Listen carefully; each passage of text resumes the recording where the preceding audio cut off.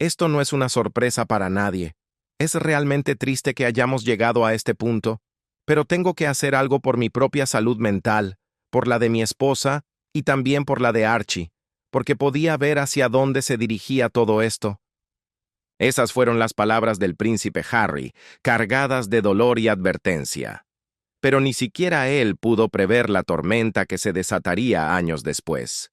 Durante mucho tiempo, Meghan Markle y el príncipe Harry han vivido en un estado constante de guerra fría, enfrentándose a la opinión pública, a sus parientes políticos e incluso a su propia sangre. Sin embargo, en 2026, el drama cruzó una línea roja y peligrosa. La pareja se encuentra ahora en el ojo de un huracán sin precedentes, después de que el palacio tomara una decisión histórica: publicar pruebas de ADN relacionadas con Archie y Lilibet Mountbatten-Windsor. Este movimiento ha reavivado las dudas, largamente susurradas en los rincones oscuros de Internet, sobre los embarazos de Meghan. ¿Qué reveló exactamente el palacio? ¿Y cómo sobrevivirán Harry y Meghan a esto? Analicemos los hechos. Archie y Lilibet están creciendo rápido. Un minuto son niños pequeños ocultos de las cámaras, protegidos con celo, y al siguiente son niños en edad escolar cuyos simples nombres provocan debates mundiales. Pero su infancia nunca ha sido ordinaria, y ciertamente nunca ha sido pacífica. Desde el momento en que llegaron al mundo, la controversia los siguió como una sombra. No por nada que ellos, en su inocencia, hayan hecho, sino por las preguntas sin respuesta que rodearon su nacimiento. Durante años, el palacio hizo lo que mejor sabe hacer cuando las cosas se ponen incómodas: guardar silencio. Sin aclaraciones, sin negaciones, sin confirmaciones. El silencio era su escudo. Pero en 2026, ese escudo se rompió en 1000 pedazos. Y cuando lo hizo, no fue con delicadeza. El Palacio de Buckingham no emitió un comunicado vago ni palabras diplomáticas. Liberó documentación vinculada directamente al ADN de los niños. Es el tipo de evidencia que no solo genera conversación, sino que la detona. De la noche a la mañana, las dudas sobre si Meghan realmente llevó a los niños en su vientre fueron arrastradas de nuevo a la luz pública, pero esta vez con un peso oficial detrás. La pregunta que todos se hacen es: ¿por qué ahora? ¿Por qué arriesgarse a colocar a 2 niños pequeños en el centro de una tormenta que podría cambiar sus futuros para siempre después de años de ignorar el tema? Para entender la magnitud de este terremoto, tenemos que viajar al pasado, a 2019. Fue entonces, con el primer embarazo de Meghan, cuando comenzó el murmullo. Al principio era un ruido de fondo, teorías marginales. Pero para cuando Meghan esperaba a su segundo hijo, los rumores se habían convertido en una corriente subterránea imparable, alimentada por inconsistencias, líneas de tiempo extrañas y un misterio que nunca se disipó. Oficialmente, Harry y Meghan son padres de 2 hijos: Archie, que ahora tiene 6 años, y Lilibet, de 4. Ambos tienen títulos reales y ocupan el 6º y 7º lugar en la línea de sucesión al trono. Pero debajo de esa narrativa oficial, siempre existió una implicación peligrosa: las leyes reales. Según las reglas de la monarquía, para ser un heredero legítimo, el niño debe ser nacido del cuerpo de una madre con título real. Si esa condición no se cumple, por ejemplo, mediante el uso de un vientre de alquiler, la herencia y la sucesión ya no están garantizadas. Esa dura realidad es la gasolina que ha mantenido vivo el fuego de la especulación. A principios de 2025, resurgieron informes explosivos afirmando que tanto Archie como Lilibet nacieron mediante gestación subrogada. Estas afirmaciones no se basaban en un solo evento, sino en un patrón de secreto absoluto y tiempos que no cuadraban. El primer gran problema surgió con el nacimiento de Archie. El lugar. Los registros dicen que nació el 6 de mayo de 2019 en el Hospital Portland de Londres. El misterio. En sus propias memorias, Harry afirmó que apenas 2 horas después del nacimiento, la pareja ya estaba de regreso en Frogmore Cottage. Para muchas madres y expertos, esto simplemente no tenía sentido. El parto no funciona en cámara rápida. La recuperación física suele tomar mucho más tiempo. La confusión se profundizó cuando el palacio anunció que Meghan estaba en labor de parto, varias horas después de que Archie ya había nacido. La secuencia de eventos parecía desordenada, casi como si estuvieran ocultando los tiempos reales. Y luego, la presentación. Mientras otras madres reales, como Kate Middleton, presentaban a sus bebés casi de inmediato en las escaleras del hospital, Archie fue mantenido fuera de la vista durante más de 2 días. Más tarde, se descubrió que su certificado de nacimiento había sido modificado días después, alterando cómo aparecía el nombre de Meghan. Pequeños cambios en el papel, pero en asuntos reales, el rastro de papel lo es todo. El nacimiento de Lilibet echó más leña al fuego. Ella nació en California, después de que Harry y Meghan renunciaran a sus deberes reales y se mudaran a Montecito. Para entonces, la confianza entre los Sussex y el palacio estaba rota. Cada decisión era examinada con lupa, y cada silencio se sentía intencional. Durante meses, las acusaciones flotaron en el aire sin respuesta. Parecía que nunca sabríamos la verdad. Pero entonces, a mediados de 2025, Meghan pareció responder. El 4 de junio, compartió un video en Instagram. El escenario era inconfundible, una habitación de hospital.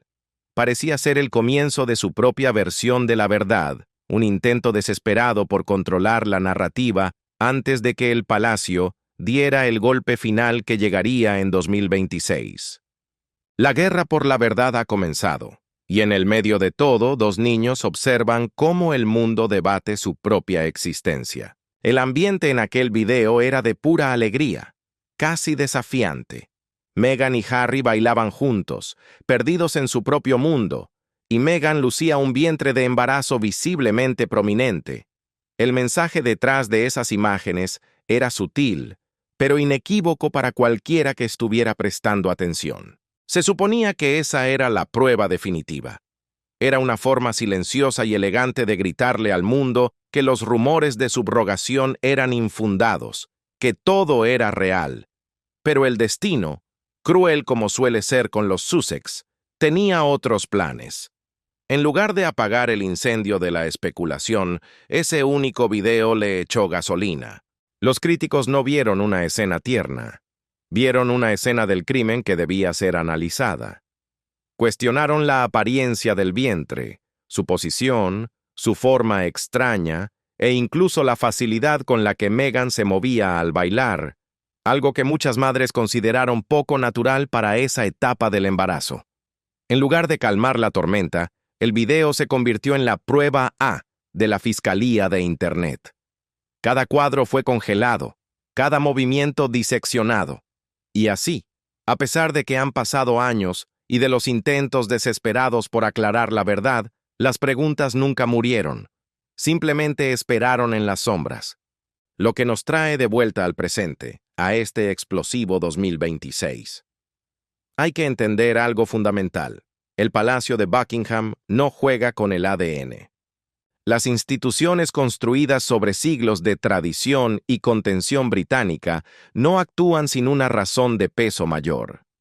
Cualquier fuerza que haya impulsado esta decisión de liberar pruebas genéticas fue lo suficientemente grave como para anular décadas de la famosa política de nunca quejarse, nunca explicar. Y sea lo que sea que contenga esa documentación, ahora cuelga sobre el futuro de Archie y Lilibet como una espada de Damocles. Porque esto ya no se trata de chismes de tabloides o de la opinión pública en Twitter. Se trata de algo mucho más sagrado para la monarquía. Legitimidad. Se trata de la sucesión. Se trata de 2 niños cuyo lugar dentro de una de las instituciones más poderosas del planeta ahora depende de respuestas que ya no pueden evitarse. Y este contexto es vital, porque este ajuste de cuentas no apareció de la nada. Es el eco de un trueno que sonó hace años, rastreable hasta el momento exacto en que Harry y Meghan tomaron una decisión que alteró permanentemente su relación con la corona. Desde que Harry y Meghan dieron la espalda a sus deberes reales, los problemas no solo los han seguido, los han acechado paso a paso, como una sombra que se niega a quedarse atrás. Su salida de la vida real no fue silenciosa, y ciertamente no fue gradual. Fue un portazo abrupto que hizo temblar los cimientos del palacio. Recordemos el 2020. El príncipe Harry y Meghan Markle cerraron la puerta de la monarquía y cruzaron el Atlántico. La explicación que dieron al público, con lágrimas en los ojos, se apoyó fuertemente en la salud mental, la presión insoportable de los medios y una necesidad humana de paz. Pero detrás de los muros de palacio, lejos de las cámaras, una motivación mucho menos sentimental estaba tomando forma: el dinero. Según fuentes internas de la realeza, la pareja no solo quería espacio, querían libertad. Libertad para ganar millones, libertad para elegir sus propios proyectos, libertad para salirse de los rígidos límites que habían gobernado la vida real durante generaciones. El autor Real Valentine Lowe, en su revelador libro Courtiers, pinta una imagen de una pareja que ya estaba con un pie fuera mucho antes del anuncio oficial. Según su relato, los puentes no fueron quemados por accidente, fueron desmantelados deliberadamente. Y la razón era brutalmente simple. Meghan quería la libertad de hacer dinero por sí misma, y ese deseo se convirtió en el empujón final que hizo imposible quedarse. Detrás de escena, se exploraron múltiples escenarios, casi como una negociación comercial. 1. La propuesta a tiempo parcial. Una idea implicaba ser royals a medio tiempo, dedicando un mes al año a sus empresas personales. 2. La vida privada. Otra idea flotaba la posibilidad de vivir vidas mayormente privadas, apareciendo solo ocasionalmente para eventos reales con tiaras y medallas. Sobre el papel, sonaba como un compromiso moderno. En la realidad, chocó de frente contra el muro de hormigón del protocolo real. Cualquier versión de una vida real de cara al público venía con reglas inquebrantables, sin tratos comerciales, sin marcas personales, sin decisiones tomadas por lucro financiero. Para el palacio, la línea roja era clara. El comportamiento real normal no se monetiza. Los miembros de la realeza no actúan de forma independiente ni difuminan el servicio público con el beneficio personal. Pero desde la perspectiva de Meghan, esas restricciones hacían que el papel fuera sofocante y limitante, especialmente para una mujer que ya había construido una carrera y una fortuna propia antes de casarse con la institución. Irse no fue solo una opción, se convirtió en el único camino. Pero el dinero no fue el único punto de fricción. Lowe también afirma que los Sussex querían la libertad de involucrarse en la política estadounidense, algo que está estrictamente prohibido para los miembros activos de la familia real. Ese deseo, según los conocedores del palacio, disparó todas las alarmas en Londres. La neutralidad política no es una preferencia en la monarquía, es una regla de supervivencia. Romperla habría arriesgado arrastrar a la corona a territorio partidista, algo que la institución ha pasado siglos evitando. A puerta cerrada, no hubo término medio. O los Sussex aceptaban las cadenas doradas del deber real, o se iban por completo. Al final, la decisión vino de lo más alto. La difunta reina Isabel II, con su sabiduría de hierro, tomó una posición firme. Sin una adhesión total a las limitaciones reales, Harry y Meghan no podían continuar. Nada de mitad dentro, mitad fuera. Nada de arreglos especiales. Y así, con una decisión final, todo terminó. Una vez instalados en los Estados Unidos, los Sussex se movieron rápido. La independencia financiera no era una meta lejana, era una necesidad inmediata. En cuestión de meses, comenzaron a construir una identidad pública completamente nueva, una arraigada no en el deber real, sino en la influencia mediática y el poder de la marca. Mientras construían su identidad financiera, sus conexiones en la tierra de las oportunidades crecían a una velocidad vertiginosa. Aunque ni Harry ni Meghan entraron formalmente en la política, su cercanía al poder se volvió cada vez más visible. casi imposible de ignorar. No fue una entrada directa, sino un baile sutil. A través de colaboraciones vinculadas a los Juegos Invictus, entraron en contacto con familias políticas de primer nivel. Su apoyo público durante el ciclo electoral de 2020 los colocó directamente dentro de la conversación política estadounidense, lo quisieran o no. La especulación sobre las ambiciones políticas de Meghan se intensificó como un incendio forestal tras surgir informes de lazos estrechos con Valerie Biden Owens, hermana del presidente. En 2023, se informó que Biden Owens hablaba favorablemente de Meghan como alguien a quien apoyaría en los niveles más altos del liderazgo. Meghan nunca confirmó planes políticos. Mantuvo ese misterio que tanto domina, pero la maquinaria de rumores no necesitaba confirmación para seguir girando. Financieramente, los Sussex no perdieron el tiempo. Transformaron su independencia en ingresos masivos casi de la noche a la mañana. En 2020, firmaron un acuerdo reportado de $100 millones con Netflix, lanzando una lista de proyectos que los posicionó firmemente no como miembros de la realeza exiliados y tristes, sino como jugadores de poder en los medios. Desde entonces, Meghan ha expandido su huella aún más, desplegando nuevas empresas que incluyen una marca de estilo de vida, un podcast renovado y una tienda digital diseñada para capitalizar su visibilidad global. Hay que entender la profundidad de esto. Harry y Meghan no solo dejaron la monarquía, rechazaron sus límites. Lo que siguió no fue caos por el simple hecho de causar caos. Fue la consecuencia calculada de elegir la autonomía sobre la tradición, el beneficio económico sobre el protocolo y la reinvención personal sobre la herencia histórica. Y esa elección no solo reformó su futuro, reencuadró su pasado, porque el escrutinio que Meghan enfrenta hoy bajo el sol de California no comenzó con el Mexit. Comenzó años antes, dentro de la misma institución de la que luego se alejaría. Para entender el escándalo de hoy, hay que mirar atrás. Meghan Markle ha estado envuelta en controversias desde el principio. Desde elecciones de moda hasta comportamiento público, Meghan siempre ha sabido cómo mantener a la gente hablando. Y mucho antes de las demandas, los documentales o la salida de la vida real, el patrón ya estaba ahí, visible para quien quisiera verlo.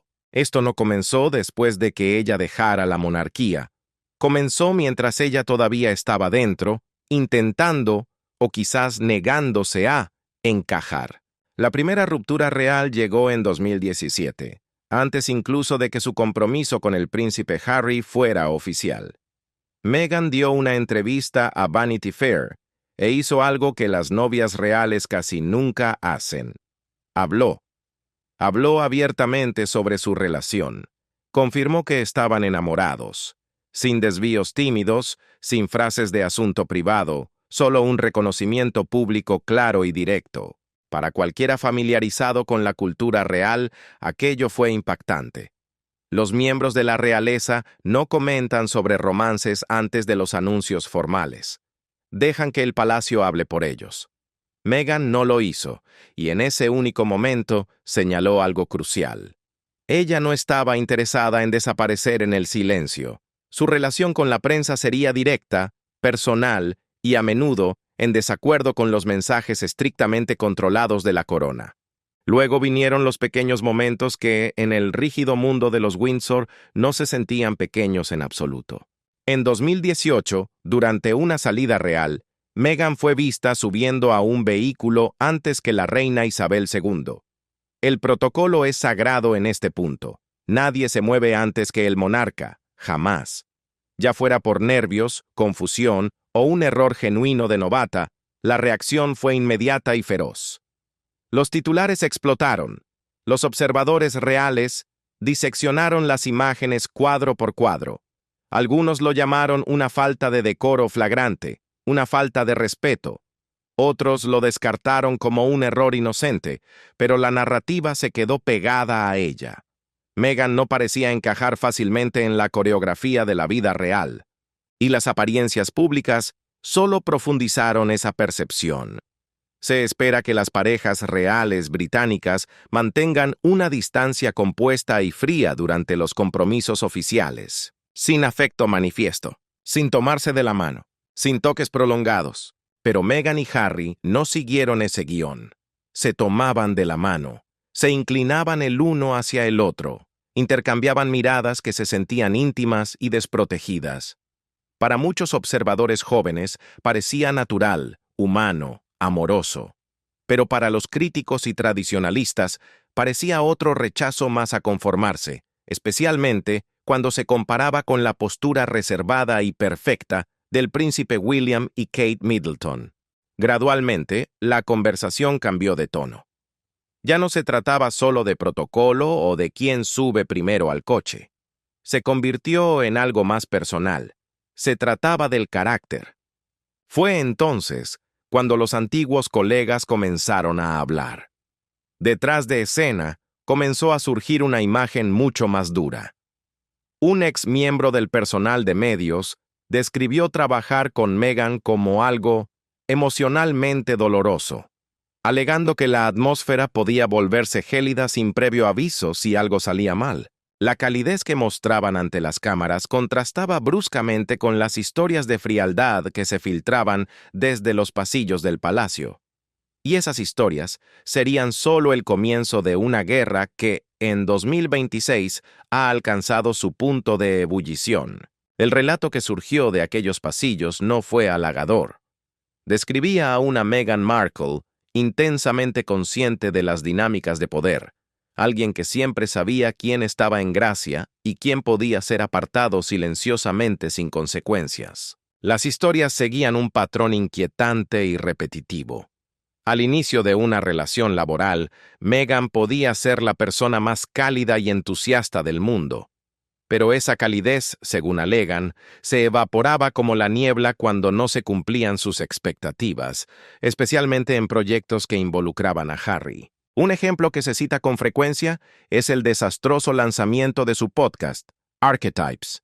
Se lanzó un adelanto meses antes del programa en sí, dejando al personal sin material real para mantener el impulso. Según los informes, la frustración creció hasta volverse insostenible. Para junio de 2023, el acuerdo millonario con Spotify se disolvió por completo. Otros empleados describieron una tensión más sutil, pero igualmente dañina. No hablaban de gritos ni estallidos públicos, sino de críticas privadas, conversaciones a puerta cerrada y una erosión lenta de la confianza que se sentía más personal que profesional. Una comparación devastadora surgió entre los murmullos del personal. Trabajar allí se parecía más a la dinámica de las chicas malas de una escuela secundaria que a un entorno de trabajo colaborativo profesional. Pero esa no fue la única versión de Meghan que salió a la luz. Como en toda buena historia de misterio, hay testigos que juran lo contrario. La productora Jane Marie, que trabajó codo a codo con los Sussex en proyectos de audio, rechazó rotundamente los retratos negativos, describiendo a Meghan como alguien genuinamente amable y agradable. El contraste era absoluto y la división de experiencias imposible de ignorar. Esta tensión no era nueva.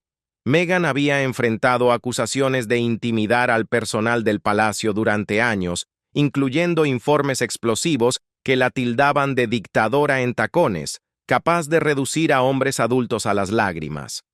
Otros relatos la pintaban como alguien que despreciaba los consejos y era imposible de gestionar, mientras retrataban a Harry como un hombre encantador pero permisivo, alguien que suavizaba los conflictos en lugar de detenerlos. Sin embargo, incluso esas críticas venían con letra pequeña.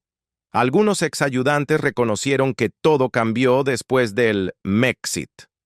Según ellos, los peores momentos de Meghan fueron magnificados, distorsionados y amplificados por el resentimiento persistente tras la huida de la pareja.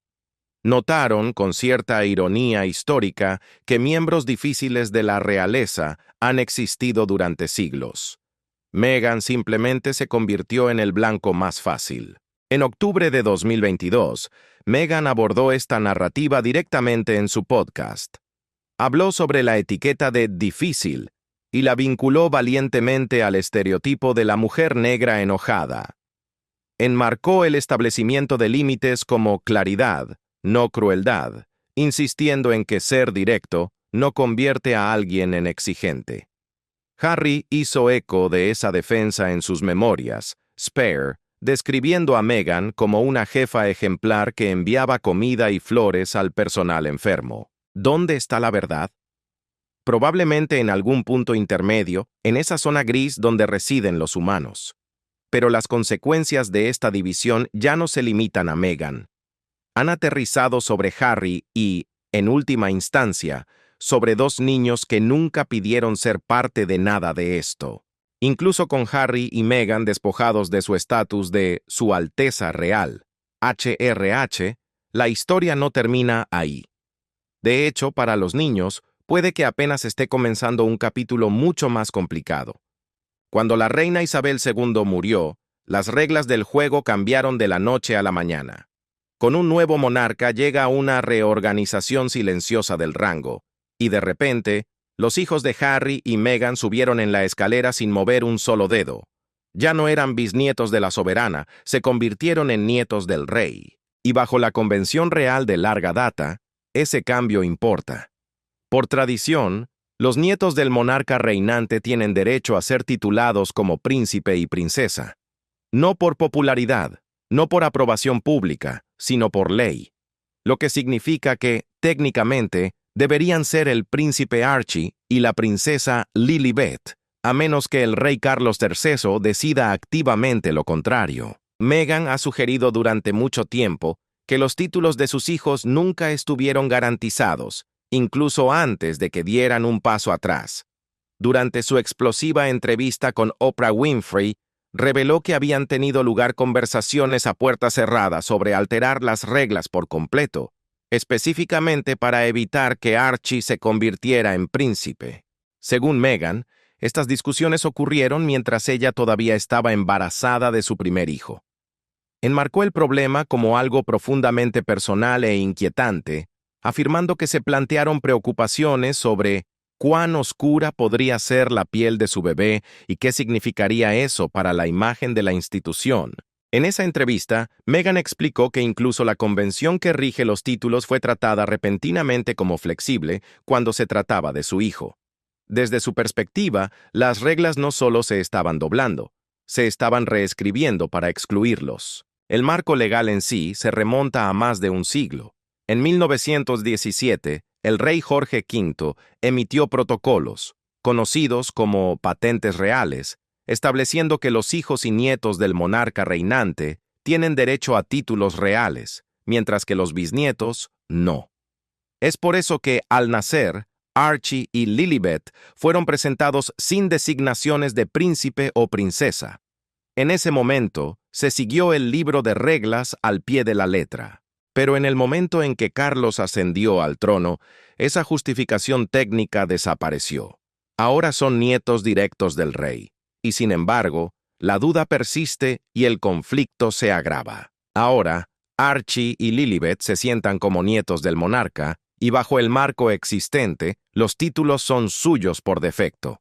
No se requiere ninguna ceremonia con trompetas, ni ningún anuncio oficial en papel pergamino. Simplemente se vuelven elegibles. Sin embargo, nada en esta familia es jamás tan sencillo. El rey Carlos III ha dejado muy claro, al menos en principio, que desea una monarquía reducida. Menos miembros trabajando, menos gastos, más enfoque en la línea directa de sucesión. Aunque no ha explicado públicamente hasta dónde planea llevar esa visión, la implicación es obvia y brutal. No todos pueden quedarse bajo el reflector, y no todos pueden mantener todo a lo que tienen derecho. Si Carlos quisiera detener la conversión de Archie en príncipe y de Lilibet en princesa, tendría que dar un paso deliberado y drástico. Necesitaría emitir una patente real, Letters Patent, un documento legal formal que anula la convención y vuelve a trazar los límites de la familia real. No es algo que se haga a la ligera. Es una opción nuclear legal. Una vez emitida, envía un mensaje de exclusión que es imposible de suavizar. Por ahora, no se ha anunciado tal documento. Tal como están las cosas, Archie y Lilibet, permanecen en el sexto y séptimo lugar en la línea de sucesión al trono. Delante de ellos se encuentra su tío, el príncipe William, seguido de sus tres hijos, George, Charlotte y Louis, y luego su propio padre, Harry. Desde la distancia parece ordenado y predecible, pero bajo la superficie es un campo minado, porque esto no se trata solo de títulos nobiliarios, se trata de identidad y pertenencia. La pregunta es si a dos niños que crecen a miles de kilómetros de distancia, bajo el sol de California, se les permitirá portar los símbolos sagrados de un sistema del que sus propios padres huyeron. Para Archie y Lilibet, la puerta no está completamente cerrada. Todavía no. La tradición está técnicamente de su lado, pero la tradición solo se mantiene hasta que un rey decide que ya no sirve. Y en una monarquía que intenta redefinirse para sobrevivir al siglo XXI, esa decisión podría llegar en cualquier momento. Lo que nos lleva a la siguiente pregunta inevitable, la que todos se hacen. Cuando se trata del príncipe Harry, la pregunta ya no es si el tiempo curará las viejas heridas. La pregunta trágica es si queda algo que curar. 5 años después de alejarse de la vida real, el príncipe Harry permanece fundamentalmente desconectado de su familia. No es una distancia tranquila, ni un distanciamiento temporal. Es una eliminación total.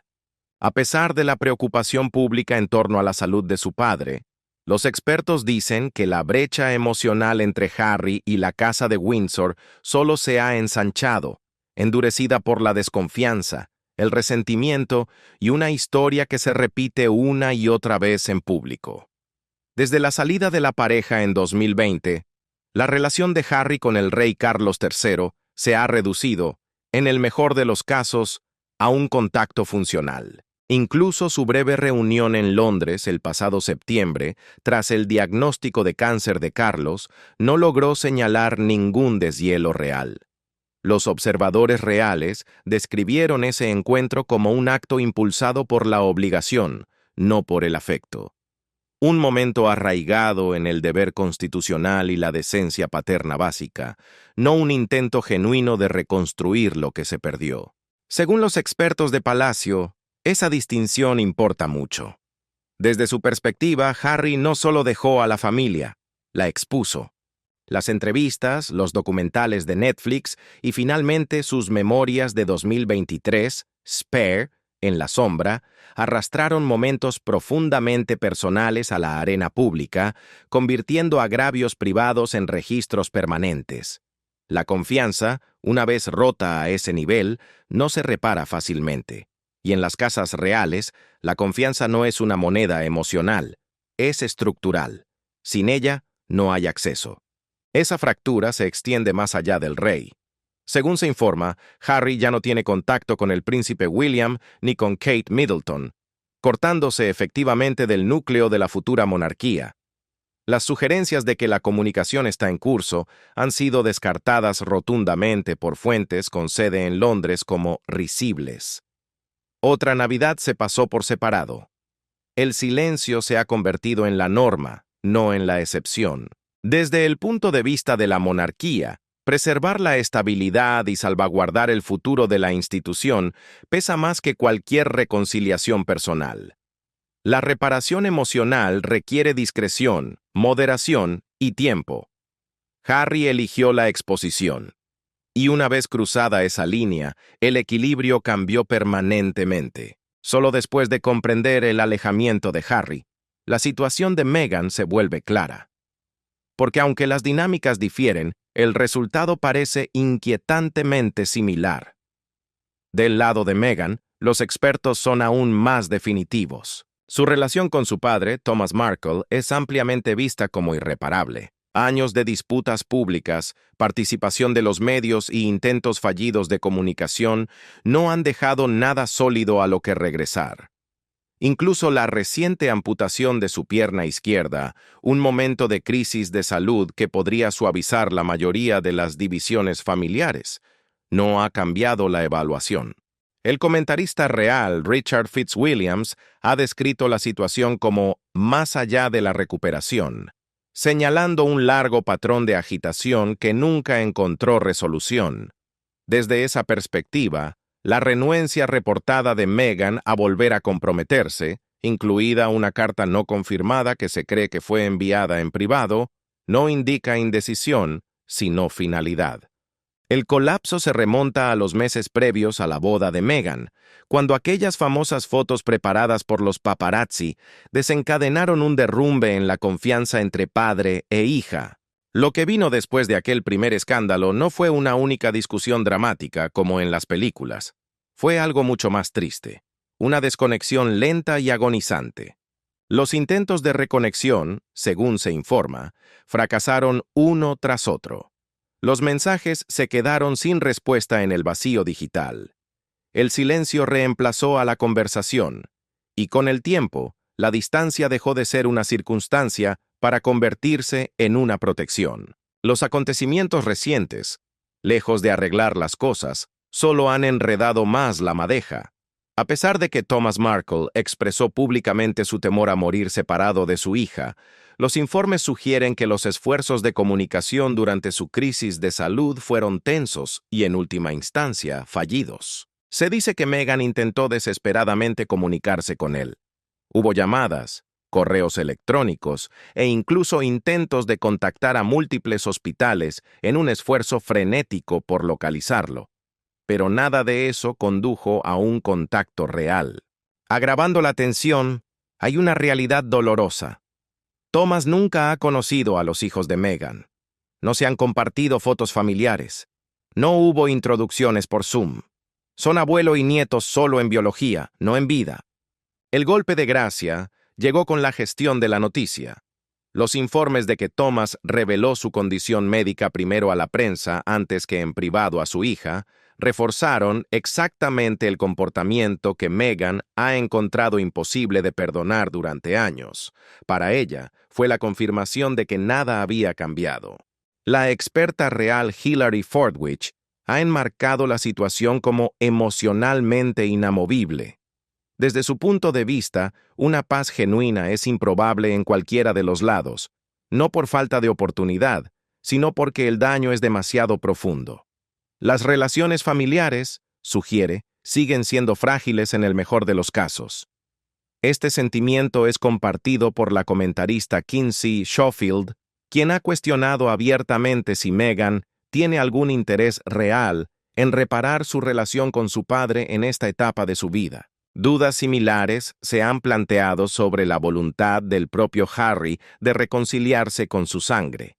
Sus apariciones públicas continúan reforzando la distancia física y emocional, en lugar de construir puentes. En respuesta a la creciente ola de especulaciones, un portavoz del duque y la duquesa de Sussex desestimó la cobertura mediática, calificándola de totalmente especulativa, subrayando que la pareja no comentará públicamente sobre asuntos familiares privados. Pero para muchos observadores experimentados, el silencio dice tanto como cualquier comunicado oficial. En este punto, el patrón es cristalino. La enfermedad no ha suavizado la división. El tiempo no ha cerrado la brecha. Las confesiones públicas no han traído comprensión.